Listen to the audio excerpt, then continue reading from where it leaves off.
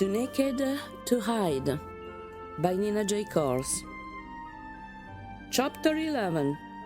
Lunchtime. The Gigantic Mess.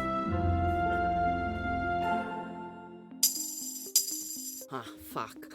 I predict a stormy lunch, which is actually what I want, so she'll leave for that shithole and think of what she wants without calling me. But don't tell her. Haha, you're talking about her and speaking to me? And you think fighting at lunch is the one of the sensible things you were planning? Hiding behind an argument so you don't have to decide? Let me carry the burden of decision? You don't know me. I'll be waiting here, honey. And I'm not saying a word more.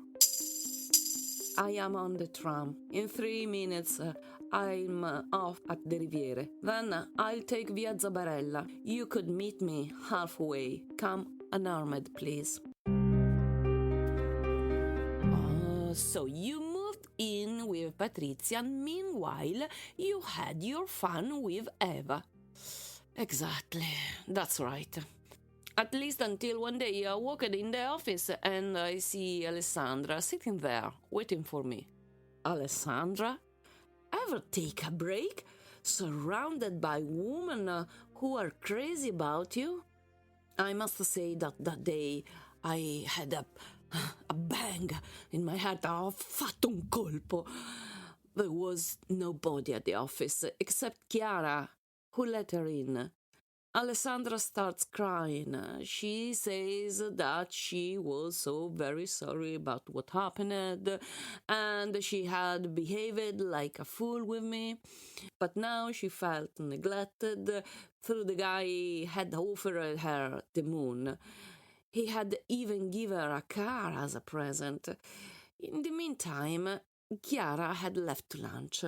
That morning I had just had a fight with Patrizia, the first of a long series of arguments and fights. And you? Did you leap right in? Not right away. Every once in a while she'd call and we'd go to have a coffee downtown in some bar, cafe, you know. She'll tell me about her life, how she wanted to leave a job at the pharmacy, how she wanted to find a boyfriend, you know, the usual. Until after about 6 months of coffees and talks, during a lunch break, when the office was empty, she parks her ass on the desk, opens her legs, and there you go. You men are all the same. Yes. But here comes il colpo di scena, the coup de théâtre. Suddenly, Giovanna walks in the room. She opens the door while she's saying something to Chiara, who's right behind her. She started laughing. She broke in a thunderous laughter, a laughter to tears until he felt compelled to join in. Jacopo was finally seeing the sheer folly of the entire situation. She started to mimic Giovanna walking in his room. The thing that had hurt him so much, which he had tried to erase from his mind, to keep hidden, suddenly seemed to him ridiculous and funny. He let his laughter fill him and take him in. And he too started to mimic the scene, Chiara's face when she had muttered, "Oh, sorry, avocado!" And Giovanna broke, "Shut up, idiot!" And then, "With this, you can bid my forgiveness goodbye. I'm not a Cartesian, you know."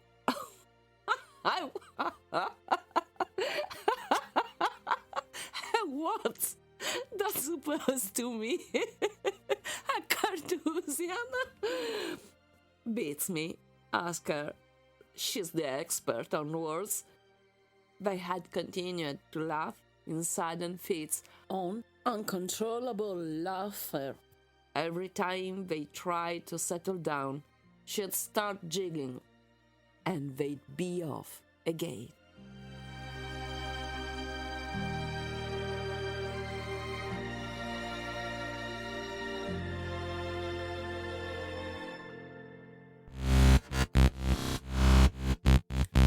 His father-in-law was looking him straight in the eyes. Jacopo shifted in his chair. So, what happening in the spring? What happening in the spring? Yes, last spring. Giovanna told me you have another woman. I did. It's all over now. Good. I wouldn't say that. Who was she? I'm sorry? That's something you just don't do, Jacopo. It's off limits. And above all, you don't go around telling your wife about it, even though you are separated. Giovanna says she's heartbroken. Yes, exactly. She says she is heartbroken, but it was Giovanna who booted me out last January. All right, come on. I know how these things are. I know Giovanna very well. But I don't see why Giovanna would be so terribly upset. Who was this woman? Jacopo took in a long breath. He could have told him a number of stories. There were no more ties between them except a bond of profound respect. But he thought that maybe, despite everything, he could have been the only one to understand. Mercedes came with her plates. She placed them quietly before them and left, wishing them a good meal. Jacopo was not hungry. He looked at his watch. It was only 12:20, not a trace of appetite. On top of the whole day, even his lunch was going to be sheer crap. A cool breeze blew under the tablecloth, lifting the hands gently. Jacopo thought of the fly wandering freely in his office. When I get back, I'll kill her, that shameless flying microbe, he thought. He realized the idiocy of that thought and almost broke in a chuckle. But then it stifled on the way out to his lips. I am a hassle, is what I am, and there was nothing to laugh about that. His father-in-law had attacked his lunch with great appetite. Because you know, my dear Jacopo, these things happen. The fact is that back in my days, if you couldn't have it any other way, you would buy the woman apartment somewhere. You gave her some money to live, and that was it. I can see things are not quite the same now. Who is this broad, anyway? A friend. Come on, are you really trying to get me upset? His chunk of tenderloin had stopped in mid-air. Then he brought it to his mouth and chewed it with no pity. Jacopo tormented the 2 salad leaves with his fork. Then he speared them and left the fork on the plate. Okay, she is a friend of Giovanna's. Or rather, she was until we began having an affair.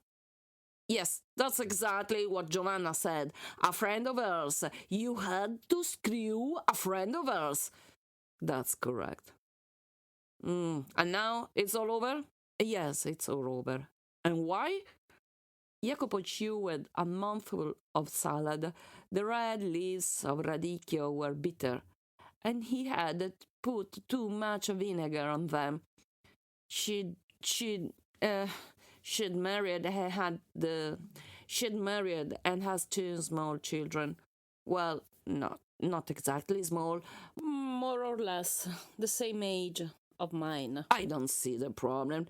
Why is Giovanna so beside herself? This is not the first time she catches you red-handed. Remember, Alessandra, the first time, avocado, please, of course, I remember.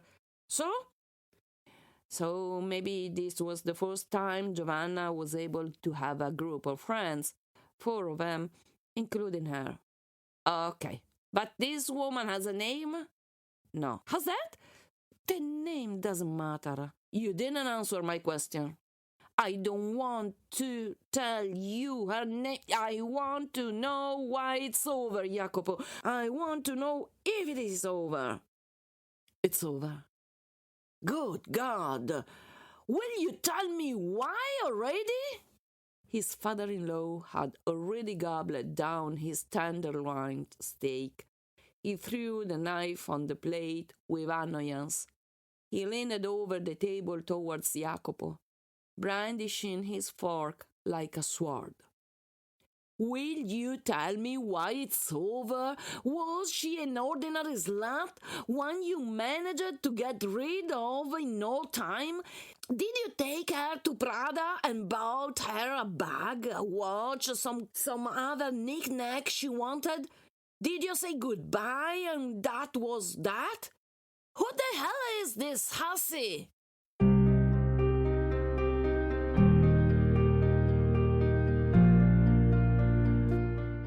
Oh, Jacopo, everybody will be against me. Everybody. Jacopo was sitting on the sofa. She sat curled up at his feet, with her head on his lap. Gently lifting her hair, he caressed her shoulders. Jacopo, to start with, Giovanna will hate me to death. Oh, I don't think so. Yeah, right. She'll say I stole her husband. She'll say I betrayed her. She'll brew up a huge storm, which may hit the children with the separation. Oh, don't worry about that. I am a lawyer too. She would never hurt the kids to get back at me or you. I think you're wrong. We're extremely talented as women in getting our revenge. And then there's my husband too, the only one who will be really enraged. Jacopo stood silent. He will wear me out. He won't let me off the hook that easily. Who knows, honey, maybe he'll surprise you. She lifted her head towards him. Jacopo stared into her eyes. They kept silent for a while. Then she put her head on his lap again. He looked at the books leaned up in his shelves and thought that she was right. It was going to be a huge mess. And Giovanna was going to be beside herself. She was right. Giovanna was going to hate her with all her might. And her husband. To say nothing of my parents, will never understand why I'm leaving a man like my husband, will never come to terms with it. Why? A lot of couples break up even after 20 years of marriage. No, actually, especially after 20 years of marriage. Yes, it's true, but not my couple. It will be completely unexpected. Nobody thinks that my marriage is not a perfect marriage. And definitely nobody expects me to be the one to send it down the drain. My parents will never understand. Jacopo wiped his mouth with his kerchief. Then he took a sip of wine. His father-in-law had lowered his fork, but still held in his fist. She is one of the mothers in Mattia's class. We have our children in class together. His daughter is in Mattia's same class. Fucking hell, Jacopo. Right, and her husband knows Giovanna very well. When he found out, he told this other mother in the class, and immediately ran to tell Giovanna, and then the rest of the class. That goes to show that these things should never be told anyone. Good, good. And the kids know about it? Are you kidding? No. That's a one good thing. Did they guess it on their own? No. Hopefully. So the whole class knows you have had an affair with this woman. Yes, the whole class. Congratulations, Jacopo. Jacopo remained silent. He picked up his fork and gobbled down his salad. He was done with it in 3 mouthfuls. He could feel that the last bite was stuck halfway in his throat. He took the wine and downed the whole glass. His father-in-law extracted a pack of cigarettes from his coat pocket and lit one. He blew the smoke upwards. Then he lowered his eyes on him and stared at him.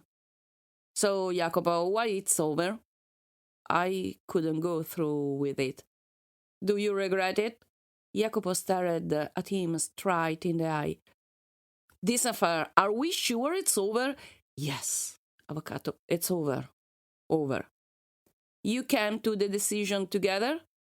"What? Come on, Jacopo, did you decide it together?" "Yes." "And what did Giovanna say about that?" "I'd rather skip that part." "She told me she'll never forgive you." "I know." "Never, ever.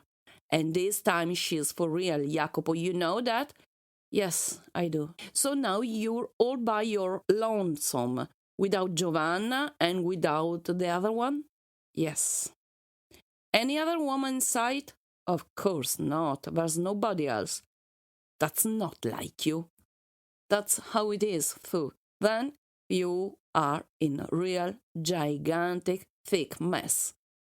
Jacopo stood silent. He felt his throat chakra clamping. The throat chakra. Citrus oil. Their silences. Hands swirling in the air. She always leaning against something. She was always running. Her music always in her ears.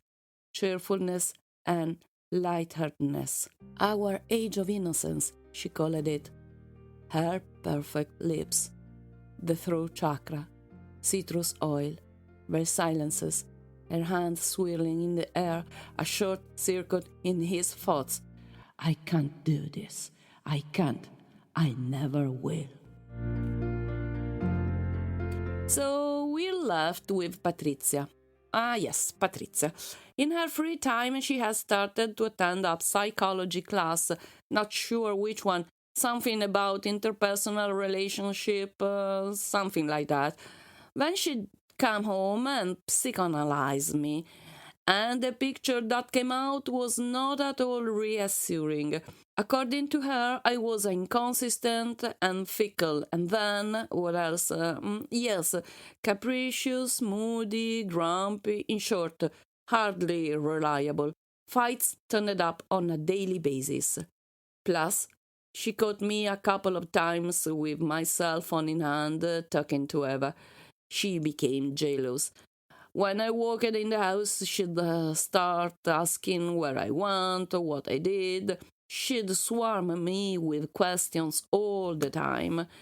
The situation had become unbearable there, too. Until one day she tells me flat out to pack up and leave. I packed my suitcase. This time I was fine with the idea to pack up and leave, but it still bothered me. I was 30, and my life was still this jumbled chaos. I moved in with Monica. Monica? Monica had just separated from her husband. My mother had told me that she didn't want me around, but Monica did. In the meantime, Eva had decided to break up with me, another suitcase, and Alessandra was just a phone flight. Giovanna was going through a crisis with her husband. She had decided to separate from him. What does this Monica come out of? Monica, she had been a client of mine. She seemed discreet, reassuring. She was uncomplicated, obnoxious but uncomplicated. I had talked about her with Giovanna too, and Giovanna liked her. But Giovanna was too absorbed by her own life going downhill, and she didn't have a whole lot of time for me. It was the other way around, actually. She'd tell me about her husband all the time, how she felt exploited and neglected at the same time. Not a good situation. Her husband had no intention whatsoever to let go and separate. He tormented her relentlessly. He courted her clumsily but stubbornly. On the top of it, in the meantime, her mother passed away. A very dark time for all of us, until one day, boom! Her husband has a heart attack while he's doing the shopping at the supermarket. Giovanna was in utter shock. She called me. She was home and had to go to the hospital to identify the body. We went together. Then I took her home. I didn't go back to Monica that night, nor did I tell her where I was. It completely slipped my mind. That night, Giovanna got pregnant. The next morning, Monica called me and reminds me that we had a train to catch. I remembered we had planned to go to Milano together. The hearing of her lawsuit was going to be held there. For the entire trip, too, we talked about work. For the entire trip back, we talked about us. And at the end, as soon as I got off the train here in Padova, she said that she wanted me to pack my things and leave right then, before the end of the day. In fact, that was exactly what I wanted too, but it bothered the hell out of me that she had to be the one to say it.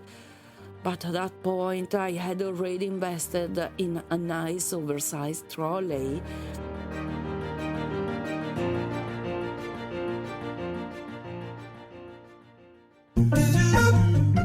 Translation from Italian by Iris Cartia.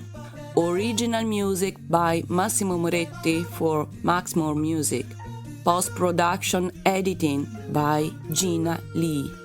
All mistakes are mine. If you want to see pictures of making of and life in Italy, please follow me, Nina J. Course, on Instagram and LinkedIn.